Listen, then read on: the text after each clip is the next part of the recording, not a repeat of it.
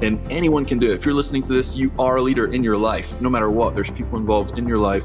And you can really make special things happen when you embrace yourself and have that confidence to become a leader. You have that degree of leadership within you at any position. Even though it can be difficult, tricky to look yourself in the mirror and say, oh, this is something I need to work on, the outcomes, the big vision, the picture is going to be worth its weight in gold. I'm encouraging you to focus on those one or two things, and then guess what? Everything else, the finances, the way you feel, your vitality, your bliss, the way you show up around people, leveling up, becoming the best version of yourself, all that will lift once I'm able to focus in and improve those one or two different areas. Start asking you questions, and that's a great indicator that you're leveling yourself up. Once I understood, I looked at the man in the mirror and I said, you know what? I have got to work harder on myself. I've got to be able to ask myself the hard questions. Am I masking things? Am I Superman? Am I Clark Kent? Think about what's possible for you, and over time, as we always say, you can make a difference.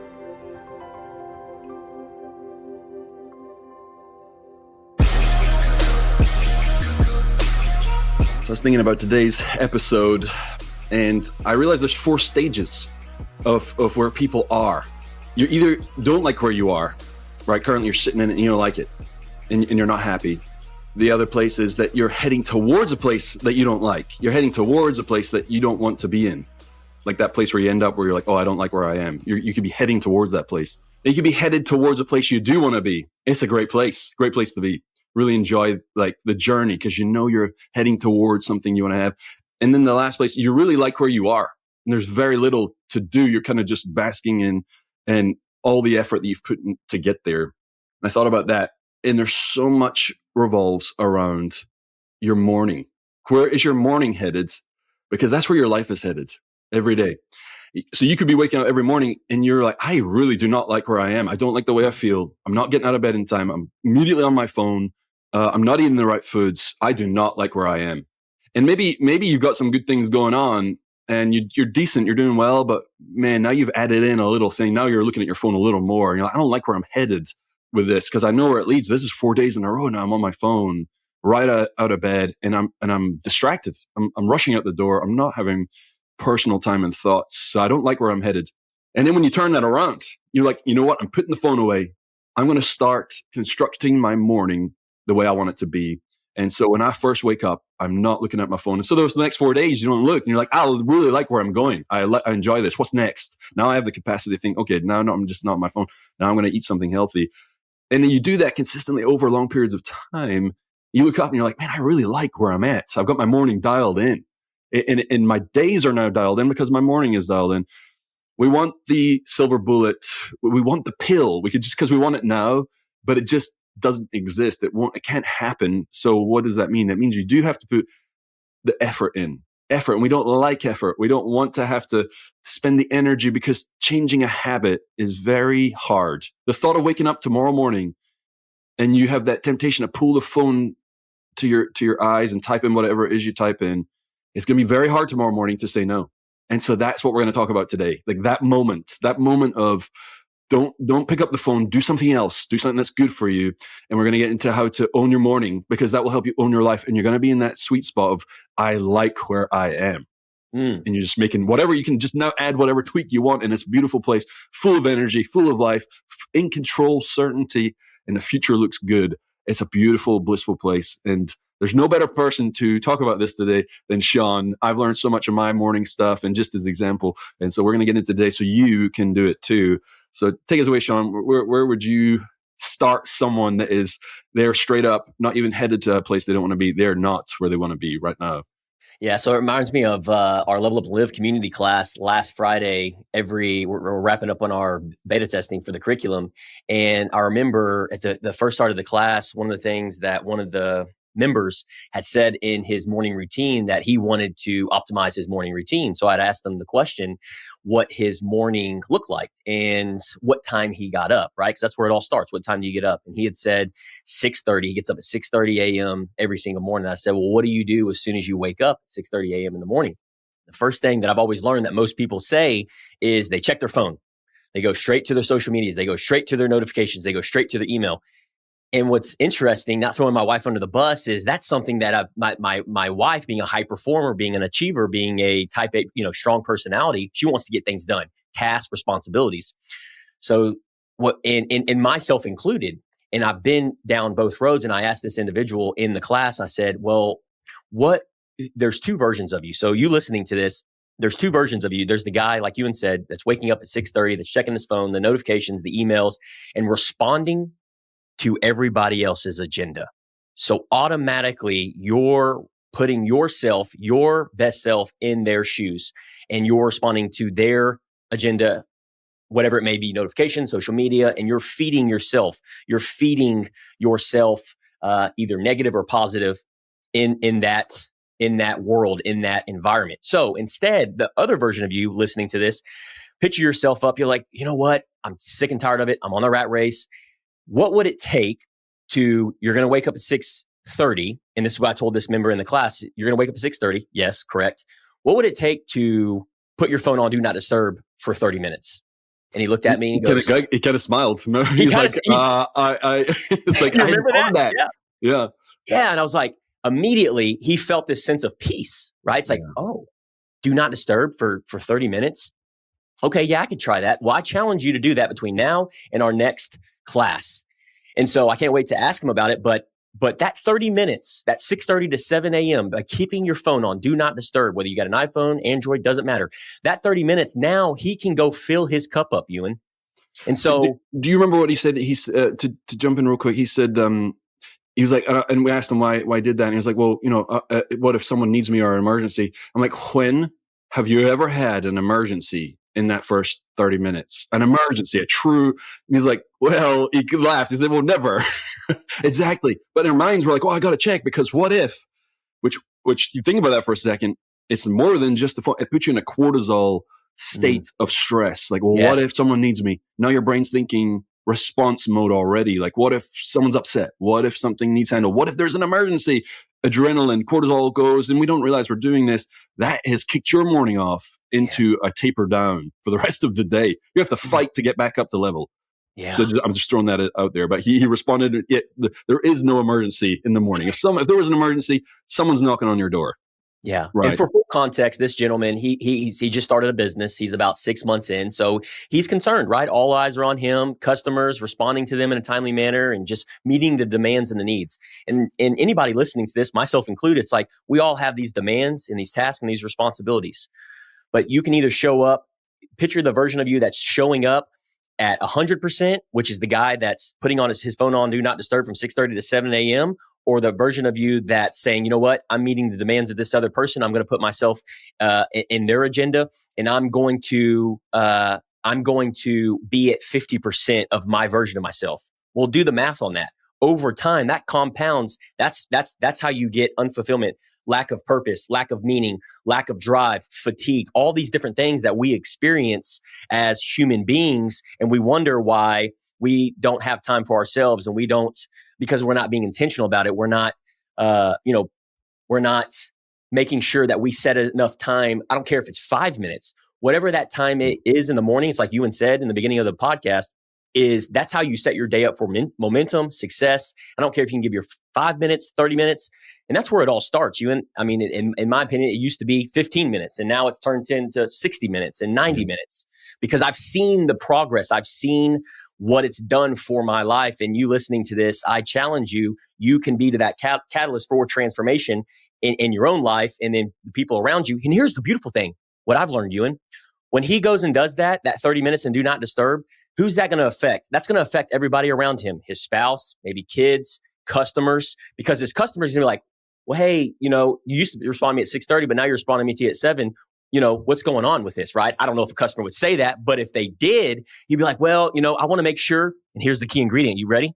I want to make sure I'm showing up the best version of yourself. I've noticed it started depleting my energy by responding at 6:30 in the morning to meet the needs. But I wanted to make sure I showed up the best version of myself so I can serve you better, provide a better experience, provide a better, Sean for that service or product. And this is going to allow me to do that. And then that person, that customer, that friend, that family is going to be like, whoa. Yeah. Next That level. 30 minutes is doing that? Yes, because Yes. I'm able to spend my time in prayer, Ewan, get my body moving for 5 or 10 minutes. Maybe Yes. it's getting super clear on what I want my day to look like, what the intentions are. So yes.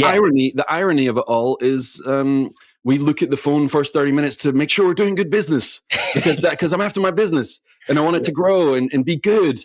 And yet it's the irony is it's the polar opposite. If you spend the time not doing that, you're going to get what it is that you're going there for currently, which is a great business. You're going to have time to spend on it. And so look how backwards that is. And just FYI, I consider him a very high level guy. Like he's new in business, but he's very professional, great demeanor. And so he's going to do great things. Just that 30 minutes back, he's on the hunt to be excellent in his business. And I know it's going to pay dividends for him. So major respect for him, even being vulnerable enough to say it out loud to the group, to the class. And so you give him great advice, and I can't wait to see what he does. He's literally on a different path. He's heading towards where he wants to go. And that's a beautiful place. So this is all aligned with clarity, right? Which is a huge habit for somebody that's wanting to get to where they want to go. They want to level up, live their best life. It's creating that positive habits, getting super clear. Oh, I want to put my phone on do not disturb for 30 minutes. I'm clear on that. So I can set the intentions for the day. I'm curious with you, and I've got a 2-part question. And you're so good at this, like breaking things down, the psychological behind it. Why do you think people struggle with the clarity in the mornings and setting that intention? Because you had asked me that question. And then the alternative is like, what's one step to maybe overcoming that and putting intention and clarity for their morning routine? Yeah, I think people do it because it's purely subconscious at this point. If you were to say why is someone doing, why are they picking up their phone, they wouldn't be able to tell you other than that's what they just do. So it's first off being aware, like that clarity of, oh, I'm doing this for first moment. And I think you also have to get to the point where sick and tired. Like we're really honing in, really dialing in on that here recently of like, what's the moment someone makes a difference? Like in the mastermind group, where one of our members said, I changed my habits of eating this week. I went a whole week and ate great because he was sick and tired, had enough, put his foot down. And so you really have to get yourself in that state of put your foot down on whatever it is that's derailing you in your morning. Like, I want a good morning. I can do it. You have to believe, you have to have the hope and the vision of what it's going to be. And so we don't get the clarity because we're just not taught it. It's just not in there's no one else around in the mornings. That's our time. And if you think about it, you're actually with yourself in the morning. So you have to create some level of accountability to yourself, which sounds crazy, right? But who else are you accountable to if you're not yourself? So you have to get in that mindset of there's me who sabotages, and then there's me who could step in and change that sabotage and make it something good, right? The accountability factor. And to have that conversation, one is going to win and one's going to lose. And so you have to be able to say to yourself, what do I need to do in the mornings that I'm sick of? I'm tired of it. I don't like the results. I want it to be this way. The one that holds accountable has to win that argument and that fight and that feeling, that emotion, So I think repetitive action is how we get to clarity. And I think once you get that clarity, you almost don't need the discipline as much because you're driven towards that. You're not pulled, you're not dragged, you don't have to, I gotta go do this. Like if you're doing that, it's only a matter of time before you slip back into easy mode. And so that would be if I'm just analyzing myself, that's how I work, and I know if I speak to other people, how they process, how they work, that's what happens. It's no one's there. Why not? Man, I need to work on this more and write this down and really dig into it. But if you don't have a why to do it, then why not? That's why we suffer, because there's no reason not to. There's no reason to not eat the piece of cake in the fridge. There's literally no reason. But for my health, that's not going to work. Like that's not a reason, because you don't care about your health currently. That's why you're eating the cake. You're going to have to get to where this is the reason I don't, and I'm putting my foot down. So I think it's the same with waking up in the morning, owning your mornings. What is the purpose? What's the reason behind it? How do you want to feel? Maybe it's that for someone. But do you remember a time when you weren't in control of your mornings? Like, what did it look like for you? Like, how did it feel? And do you remember the first one or two things that you changed? Was it Miracle Morning? I think that might have been one of the first times I read that book, and I'm like, I'm going to do those 5 things. And it started to change my mindset ever since then. How did it go for you? Yeah, no, man, it was when I first started the insurance business back in 2015. That's when it all it's kind of like I resonated so much with what the individual in the Level Up community class said. It's like, oh, I wake up at 6:30 and I'm immediately meeting the demands of the universe, right? Whether it's your kids or wife or spouse or business or customers. For me, it was the customers. It was meeting the demands of the customers right away. Not only because I had to, Ewan, but because I wanted to, right? I was super excited. If you're a new business owner, you're super excited. Anytime you start something new, maybe you're training for a marathon or high rocks. Remember the times you used to get up at 4 a.m. and you were miserable when you'd show up? I'm like, how you doing, Ewan? I'm like all jippery, and you're like, dude, I'm not feeling it, bro. Like, slept 4 hours. I'm wrecked. 4 hours of sleep, right? But because you were excited, you were fired up, you were clear. High Rocks World, Championships, right? I had my reason why. You had your reason why. And that's what I'm getting to. And so it's like that reason why. And I realized when I started the insurance business, I was like, man, I kept doing the same thing over and over every single morning. My morning routine was the same thing as the member in the class was meeting the demands year after year. And then I got to a point, I'm like, oh, okay, well, I'm getting older and I'm doing the same thing, expecting different results, meaning I'm not able to provide a better experience for the customers. So that's when I started my development journey, right? It's like, oh, okay, cool. I've done sales and marketing. I've gotten the business where it needed to go as far as revenue, hiring people and stuff like that. But I started noticing a lid. So I started making the small little tweaks, and it started with the morning.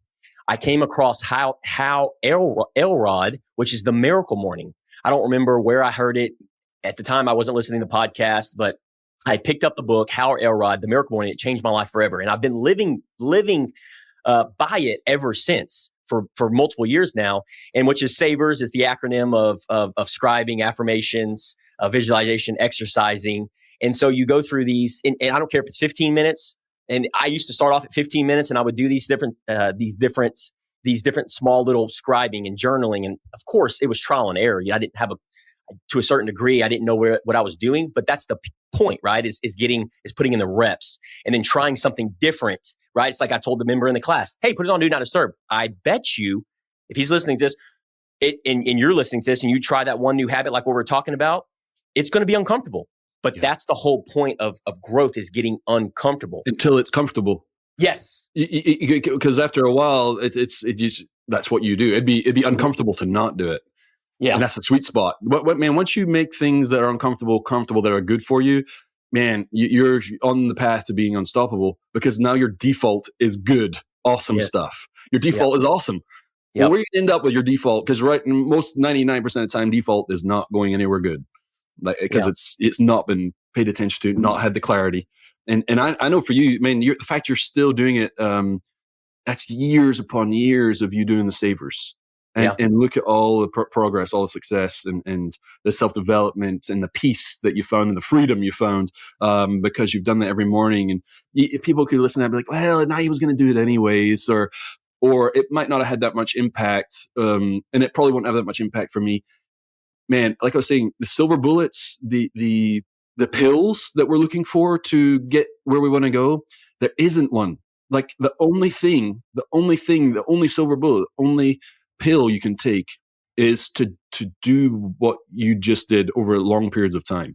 That's it. Like that is the silver bullet. And there isn't any other option. You have to put the time, energy, and effort. Whatever came fast will go away fast. What takes a long time to gain, it will take a long time to lose.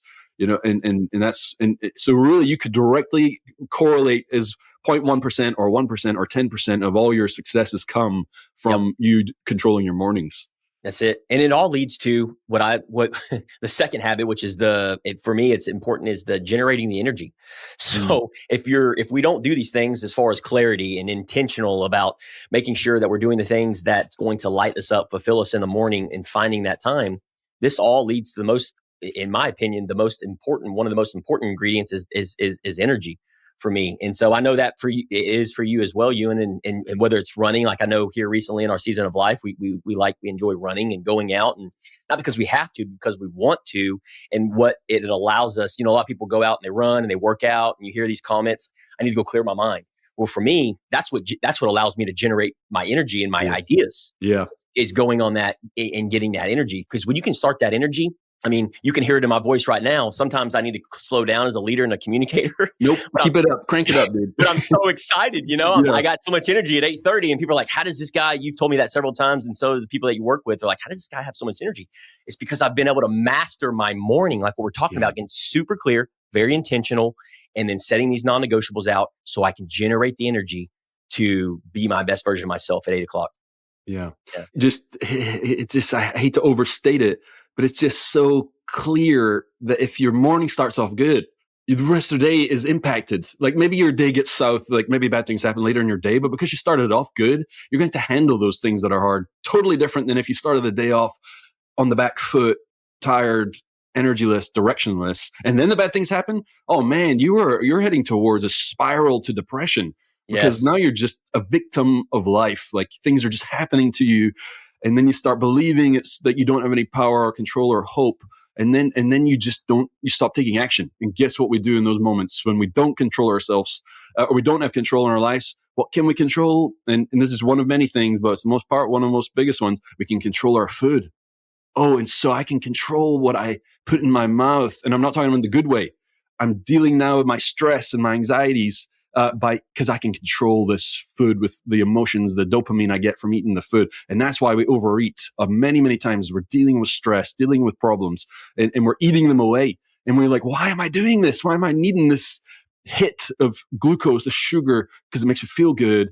And I don't feel good. Why not? Because well, this thing happened today. It was very stressful. And I play that back out. And what led up to that very stressful thing is, well, the morning started off poorly because I just was all over the place. Now, that seems very simplify what I just said there. But man, I guarantee you play back a lot of your days. That's exactly what happens. Morning start off bad, roll right into something that seemed overwhelming. And then you felt down and out and hopeless. And you're like, when is life going to change? And then you get to the evening time and your decision power is gone. And you go to the pantry, you go to the fridge, and you eat that piece of cake because it just feels good. Finally, I can have something good today. We don't know we're doing this. And then we sit, and about 15 minutes after the cake, you don't feel good. Your heart's racing, the sugar's pumping, and your gut's hanging over your belt, like over your pants. I've been there.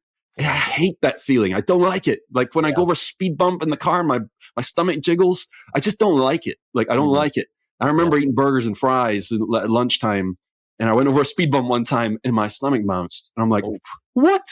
That's not my identity. I don't want to live like that. And it's nothing to do with the looks. It's like my health. I correlate that with health. And this all stems down to your mornings. Mm-hmm. Yeah. You can really hack a lot of that stuff away by controlling your mornings. So I'm curious with you, Ewan, like you putting in the work behind the scenes, being a high rocks competitor, and really fine toothing your mornings, your morning routines. And I know it sounds like you've got it dialed in.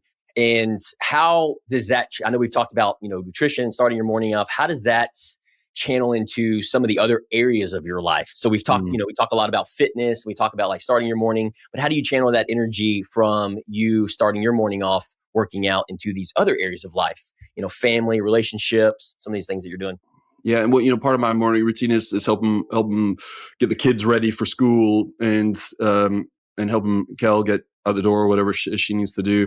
And if I haven't like exercised or executed on what I said I would do that morning, immediately I'm not present with them. I'm not present because I'm like, didn't get this done today. It's going to impact that and my goals in the future. Like I'm disappointed in myself, or I know where this is going to lead if I keep this up.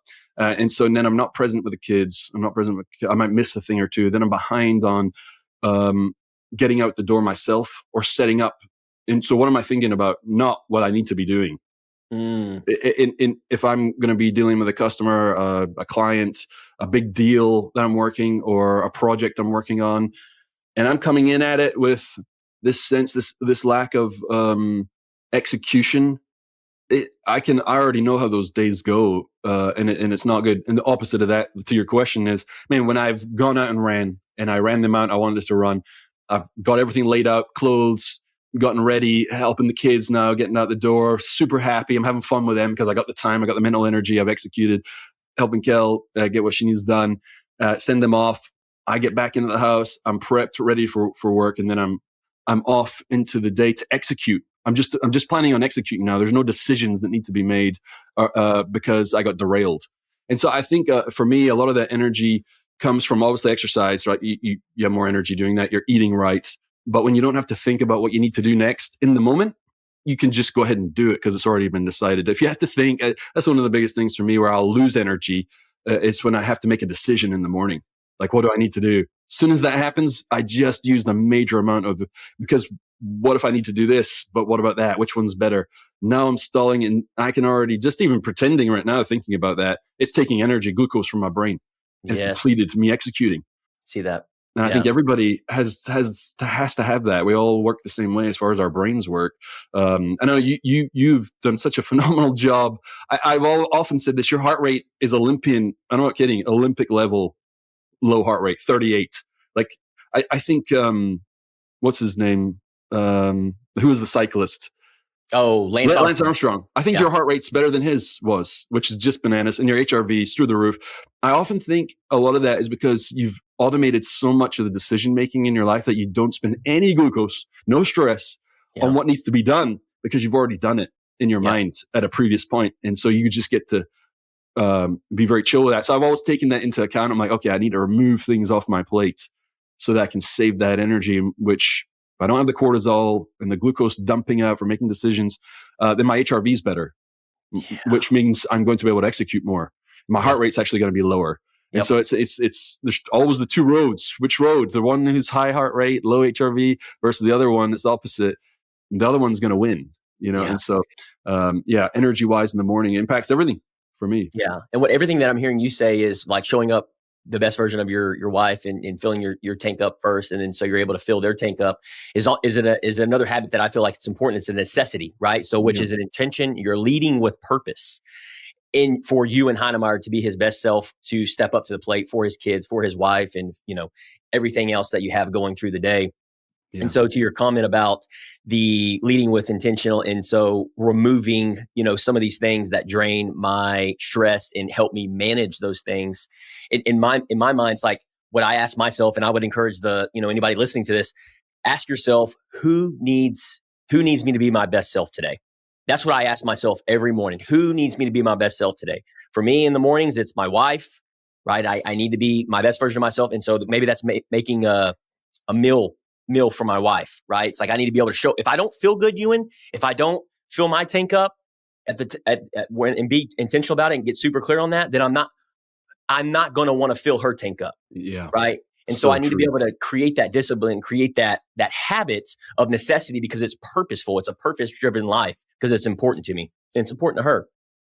And what's also interesting is here recently you had mentioned about what I heard you say was that if I have to make up the decision to, for example, every Sunday, what a lot of Christians do, what a lot of people do that, are religious, they go to church and they either watch it online or they go to church. And so for us, we see it all the time. It's so interesting. We sit in the front row every single Sunday and we show up consistently, right? Mm-hmm. Whether we like it or not, whether we feel like it or not, we do it. The decision's already made. See, we already tell ourselves, we don't ask ourselves on a Sunday morning. We used to, hey, do you want to go to church today? Well, we'll go based off our feelings. No, let's watch it from online. Super easy to do that. But what you just said and what you just confirmed is that's how I've been able to manage my life. And it's taken time is the decision's already made. Yeah. What I'm going to wear tomorrow, what I'm going to wear for church, what I'm going to eat, what I'm going to go to church. Yes, I'm going to go to church. Whether I feel like it or not, we're going to show up. And every time we go there, there's always different people around us because in the pastor even says it when he preaches, he's like, we love you guys. And, he's talking to the people in the video and he's preaching. He goes, whether you're watching this online or listening to the podcast or here in person, remember, go ahead and make the decision that you're going to come here next Sunday. So you remove that. Yeah. Right. And it's a necessity because it's a purpose-driven life and you're intentional about living that. And I think that's the purpose is another key important habit because when you lead with that because it's who I'm wanting to become as a husband in our spiritual journey and all these different things that we've talked about in the habits that get you to where you want to go. And it's all starting that morning and that day off, in a healthy version. So yeah, man, I resonate with so much with what you're saying as far as, making the decisions in advance. What would you say to someone? Because I think about like my biggest derailment moments is like, man, I was going to do this, but I'm not feeling it. And I realized that's just the recipe for disaster. It is like, but in that moment, let's say it's a stressful moment, and this for anybody, like, so let's say it's someone, they've never thought about this before, and they've kind of been wishy-washy, like, well, I was going to do this, but I didn't feel it. It was cold outside, and so I'm not. Mm. How do someone on the basement floor, what would be the first tip you would give someone, or help or coach them to, and baby them, right? Because they're not used to this. Like, how would you help them that first step of doing what it is they said they would do, even though they might not want to? Because the only reason we don't do the things we said we would do is like, well, I'm just not currently feeling it, right? Yeah. It's basically that. There's nothing else around. Maybe some anxiety or fear or tiredness or whatever. How do you execute in those moments? Yeah. So for me, it's very important to figure out like what it is. So like if somebody's listening to this, they want to, prime example. So we have a friend, and we won't mention names because just for confidentiality, they like, one of the spouses, they want to go to church and the other one doesn't. Mm. And so I resonate with that because I used to be that guy that didn't want to go to church, right? Kendra would always go to church. And one of the things that we've learned over time is like, hey, if you don't want to go to church, I'm going to go to church, and then I'll be the role model. I'll be the leader, right? And so luckily fortunately, we've put in the work and put in the reps, so we both go together. But for somebody that's like, you know what? Okay, for that example, I want to go to church. Well, that's what it is, right? Here's the goal. I want to go to church once a week. Super simple, right? Once a week. And so if let's say you're not even watching church, or you're not even going to church. Okay. So maybe you start there. It's like, I don't want to see somebody. Remove the barriers. So, okay, I'll watch it from church. Stack it, right? Positive habit stacking. It's like, oh, I haven't watched church in, I don't know, years, but I'm going to watch church on this. Okay. So now you do that, and maybe you take something away from it. And so what is that doing? Well, the other person, the other spouse maybe is not watching or doing something else, but they know that you're watching the church. So not only are you influencing, that's another good habit. You're influencing because of what you decided to do. So I'm going to church, I'm going to watch church. And the second one is, here it is, Ewan. Why do you want to go to church? Right. So that person that's watching church online, they've removed the barriers. This other person, is over here going, okay, cool. Yeah, we'll see how long this lasts. Right. But when you have that why, Ewan, then this other person over here is going to be like, you know what? The next Sunday rolls around. Oh, they're going to church again. Here's why they're going to church again, Ewan. Because of the why. Because the emotional compelling nature, this person, this individual is like, you know what? It's been a cog in the wheel. We've been doing the same thing. I'm not growing spiritually, emotionally, physically, and I want to plug myself in and learn, scripture. I want to learn devotion. I want to learn something outside of what I already know spiritually. And you do that by plugging yourself in, reading the Bible, and doing these different things. And so you keep it stupid simple, and then you tie your why behind it. And so for me, it was like, I wanted to be a servant leader, Ewan. I wanted to be a servant leader. Okay. Well, I didn't have a role model or somebody to mimic over the years to be what does a servant leader look like? So I needed to plug myself into a church. And even though it's uncomfortable for me, I tied that why behind it. And then once I had the what, go to church on a weekly basis, read a devotion, read a couple pages in the Bible, go to married life. And all these things started compounding over time because I had the why behind why I wanted to do these things, be a servant leader, be a better husband for my wife. And the only reason I'm able to be a better person, the best version for my wife, is because I've plugged myself into these environments. Listen, you are the product of the environment you're in. Plain and simple. See, before that, I was mowing my yard. I was cleaning my car. I was doing my oil changes. I was not clear. I was not intentional. And guess what we call that? It's the freaking rat race. It's the cog in the wheel. You're doing the same thing over and over, and you're expecting to grow and level up and live your best life. Ain't gonna happen. Nope. The what and the why to doing these things. I mentioned earlier, and it's something I said I need to spend more time on it, but if you don't have the why, it's a why not. Just don't do it, right? Like where I've gotten this the most recently, well, my exercise is no longer exercise. I train.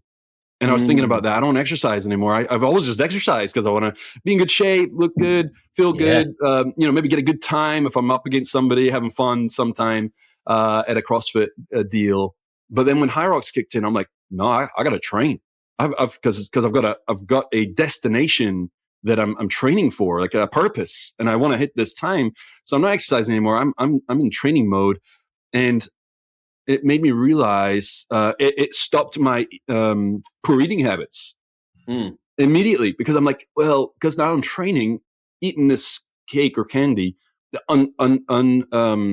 planned eating, compulsive eating, impulsive eating, that's going to impact my training, which isn't going to impact my destination of executing this time. And so maybe it's not a sport for somebody or competition, but what can you say that, well, this is why, and also not just ask why, but then explore, well, why wouldn't I just go ahead and do it? Well, I would go ahead and just do it because there's nothing behind it. There is no why. Like, there's no real, I think that helps you discover your why even more. Yes. Your real why, because let's say you have a why and you go ahead and eat it anyway. Well, your why could not have been important enough. Yeah. It can't, you have to explore more, really deep. Maybe you don't have one. Maybe you have to go get one and figure one out that you can actually chase down. I don't think we've talked about that. I haven't really thought about it, because there's many times I'm like, I don't have a why. No. Well, I went and got one by signing up for High Rocks accidentally. I didn't realize, like, this is going to impact performance. And I suddenly created a why out of nowhere, thin air. So maybe you could create a why for yourself to follow through on. And maybe that's something, it's because accountability is what that is to yourself. And for the listener listening to this, one of the things that I encourage and I challenge you to do this, and it's super simple. And I used to struggle with this, but it's really helped me out. And I want to equip you with this. And so hopefully, if you're on a treadmill, in a car, or maybe, you're on wherever you're at, right? If you can, make a note of this. I always like to make it in my phone, but SMART goals. This time of year, making a SMART goal. And so in the different areas of life. And I didn't understand that when I used to hear that. I'm like, how many different areas of life are there? Well, there's typically 4, right? Relationship, business, fitness and health, and then spirituality. And so just keep it super simple. So spend every Sunday looking at those 4 areas of life. And so what that's going to do is not only allow you to be clear, allow you to be intentional, allow you to focus in on who you're trying to become and and conserve your energy for fulfillment, but it's going to allow you to, like what we're talking about, what's the what, which is the goal, what's the goal in that area of life? And so for what I'm hearing you say is like fitness and health. Okay, let's break it down, right? So High Rocks, you had a time, you had High Rocks. So that's in fitness and health. Okay, what is it? It's this time in High Rocks. So you break that down, you work backwards. Why? Well, it's because who I want to become. I want to eliminate sugar. I want to eat cleaner, the 80-20 rule. Well, why? Because that's who I need to become. That's the person, like you always tell me, that's the person that's going to get through that finish line at that time. Right. And so that's the version of you that needs to do these different things on a daily basis. So you tie that emotional compelling nature. Why? By being super specific. So guys, 4 areas every Sunday, just one goal in each area of life, and put that what. So SMART goals, just in case you didn't know, it's specific. What's that specific goal? And then, so you spell it out, and then it has to be measurable, right, Ewan? Because if you're not measuring, for me, it's like, I need to measure my resting heart rate, my HRV. I need to measure my sleep. I need to measure these things, because if my resting heart rate's through the roof, well, something's jacked up and I'm maybe stressed out. I need to manage that. And then the second one is SMA. So that's going to be attainable. Ewan, okay, do you want to put up a sub 60 at High Rocks? You're like, well, that's not attainable. Yeah. In 3 months. So it has to be attainable.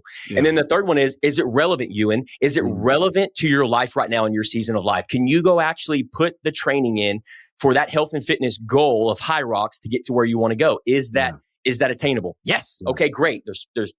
Then you've answered that question. And the next one is time bound. What's the time bound? Meaning, what's the deadline? Well, March 2025, High Rocks. If you're following our journey, we've signed up for Houston. So you've got 3.5 months to do these things. That is a SMART goal, my friend. So if you're listening to this, SMART goal for each area of life. And let me tell you something.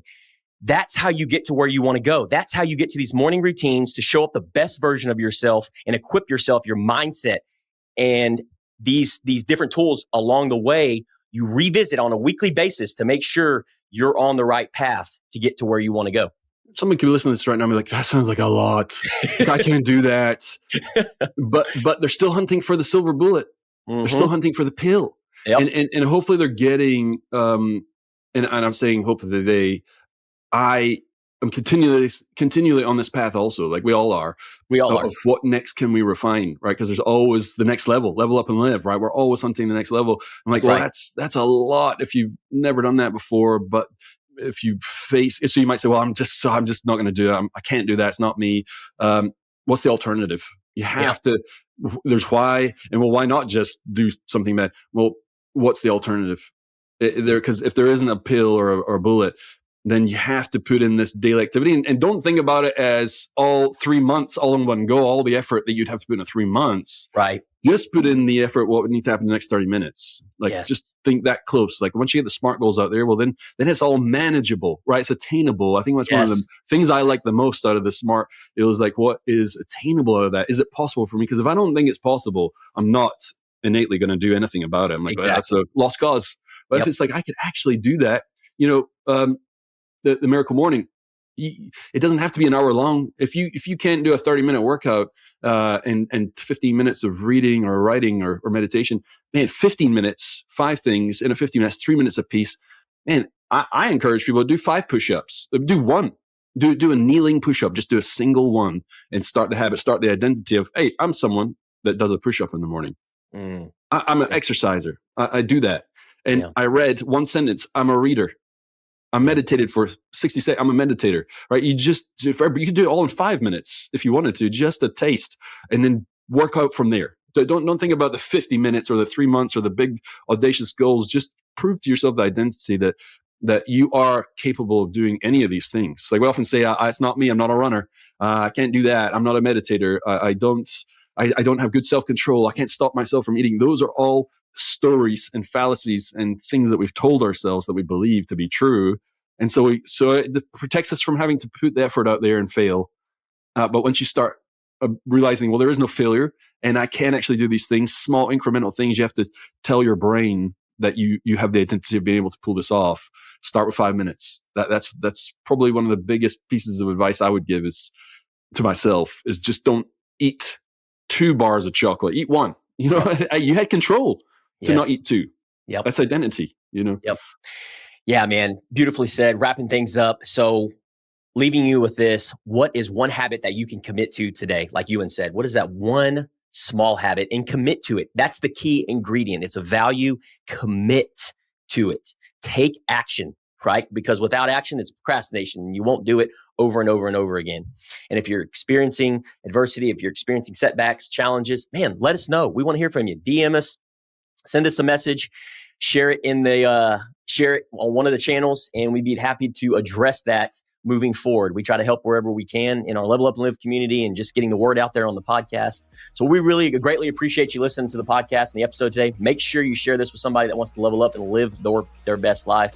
Just a recap on things, get super clear. Start the morning off strong by setting a morning routine, being super intentional about what it is that you're doing, get with clarity, and then so you can set your day up for success. Also meaning with energy, because it's all about that energy, so you can continue to be productive and live a life of purpose by necessity because it's important to you.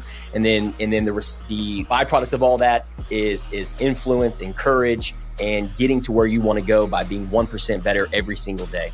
So outside of that, level up and live, baby. Level up and live.